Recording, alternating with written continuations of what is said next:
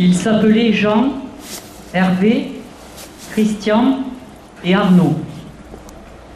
Un fanatique les a tués au cours de plusieurs attaques terroristes le 23 mars dans le département de l'Aude, à Carcassonne, puis à Trèbes.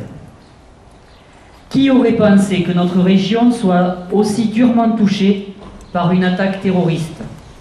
Un véritable assaut de haine, toujours aussi lâche et barbare que les précédents.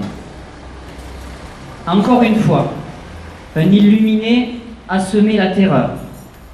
Après Paris, après Nice, après les violences qui ont touché la Belgique, le Canada, l'Asie ou l'Afrique, nous sommes là, réunis sur ce parvis de la citoyenneté dont le nom a été donné après les attentats de Paris en 2015. Je suis particulièrement peiné d'intervenir à nouveau devant vous, de redire les mêmes mots, ou presque, d'avoir le même sentiment d'écœurement face à ces actes infâmes. Mais il nous faut être là, droits, fiers, car peu importe nos idées et nos convictions, la France et les Français sont encore une fois touchés en plein cœur. Nous sommes encore victimes d'un terrorisme aveugle qui malheureusement tend à se banaliser. Face à cette tragédie, nous devons garder la tête haute et réagir en conséquence. La première réaction, c'est de rester, nous, citoyens, tous unis, en mettant en avant les valeurs de notre République. Nous entendons tous l'exaspération et la colère. Quelquefois, certains de ces sentiments nous transpercent, tant les événements sont forts, les vies sont brisées, et le sentiment d'impuissance se fait de plus en plus grand. Beaucoup de questions sont présentes dans les esprits de nos compatriotes. Comment éradiquer ce fanatisme? Les moyens engagés sont-ils suffisants? Les actions entreprises sont-elles à la hauteur? Si ces interrogations paraissent légitimes, en cet instant, je vous propose d'abord et avant tout de partager ensemble notre émotion en pensant à ces événements audois. Nos pensées vont à cet automobiliste tué en plein cœur de Carcassonne. Il s'appelait Jean. Le tueur a utilisé son véhicule, blessant son accompagnateur grièvement. Le terroriste a ensuite continué sa route en tirant sur des CRS, blessant sérieusement l'un d'entre eux. Une route de l'enfer qui l'emmène dans un supermarché de Trèbes, où il tue un client et un employé du rayon boucherie. Ils s'appelaient Hervé et Christian. La suite et la fin, vous la connaissez.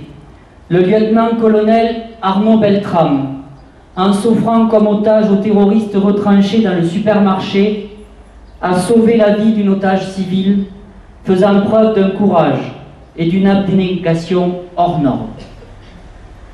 Au cœur de l'action, ce gendarme, aujourd'hui élevé au grade de colonel, a fait preuve d'un sang-froid exceptionnel et a illustré les vertus militaires d'une manière éclatante qui mérite respect et admiration de la nation tout entière. Permettez-moi de dire haut et fort que ce geste de bravoure, ce sacrifice, donne foi dans l'humain. Il donne l'espoir car il s'oppose aux terroristes. Aux invalides, Emmanuel Macron, président de la République, rend en ce moment même un légitime hommage national à Arnaud Beltrame.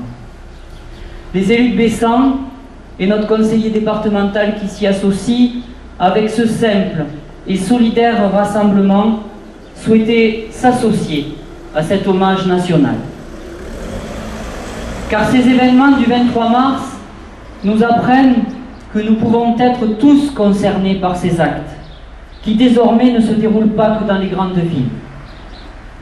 Nous devons nous en être conscients, car cet automobiliste, cet employé, ce client ou ce gendarme, cela aurait pu être vous ou moi, ici, à Bessan ou ailleurs dans notre environnement proche.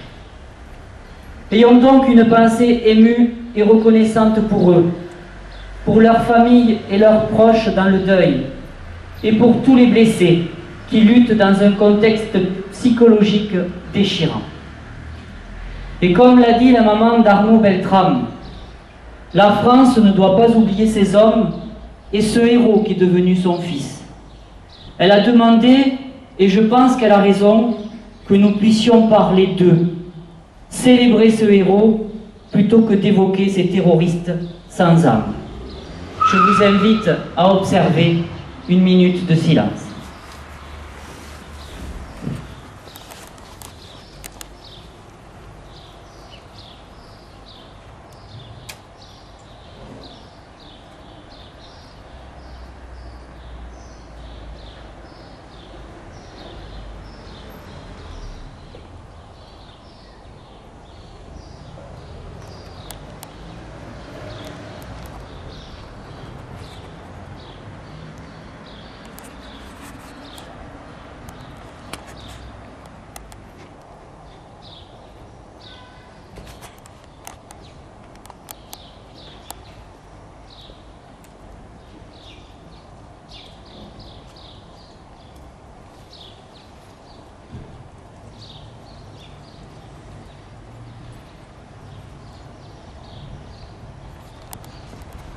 Je vous remercie et nous pouvons, je pense que c'est l'occasion, applaudir ces personnes qui sont mortes car elles le méritent.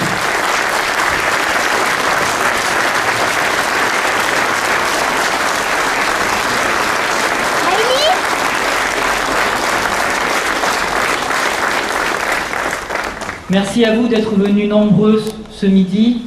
Merci aux porte-drapeaux qui se sont associés de manière spontanée à ce triste rendez-vous. Merci à tous les uns les autres.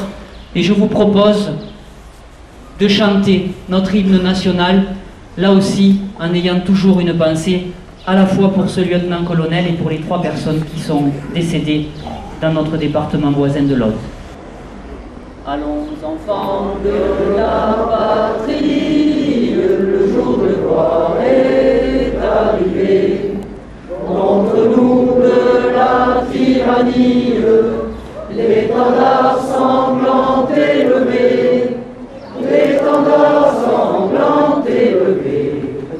Entendez-vous dans nos campagnes mugir ces féroces soldats qui viennent jusque dans nos bras, égorger nos fils et nos compagnes.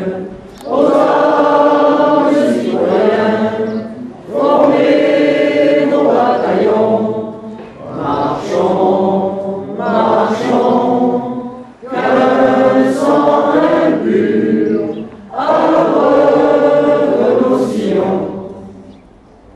Merci à tous. Cette manifestation est maintenant terminée. Repos.